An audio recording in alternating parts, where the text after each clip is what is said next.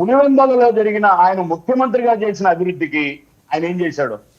దీని ఉప ముఖ్యమంత్రిగా మా నాయకుడు మా సొంత నియోజకవర్గం పిఠాపురంలో చేసిన అభివృద్ధికి నిజంగా శేఖర్ రెడ్డి వస్తే రమ్మను ఛాలెంజ్ మా ఇద్దరికే పెట్టండి. ఓకే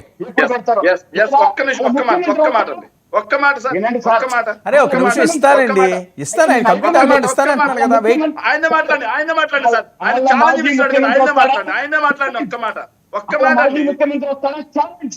మా నాయకుడు మా ఉప ముఖ్యమంత్రి ఒక్క నిమిషం అండి, ఒక్క నిమిషం నాగేంద్ర గారు, నాగేంద్ర గారు ఒక్క నిమిషం ఛాలెంజ్ చేయలేపా. నువ్వు ఛాలెంజ్ గాలి మాటలు శేఖర్ వెయిట్ చేయండి. నేను ఎలా చేయను అని చెప్తున్నాను కదా. క్రాస్ టాక్ వద్దు, మీకు ఇస్తాను రాసుకోండి. మీకు సమయం ఇచ్చాను, నేను చాలా సమయం ఇచ్చాను, మళ్ళీ ఇస్తాను.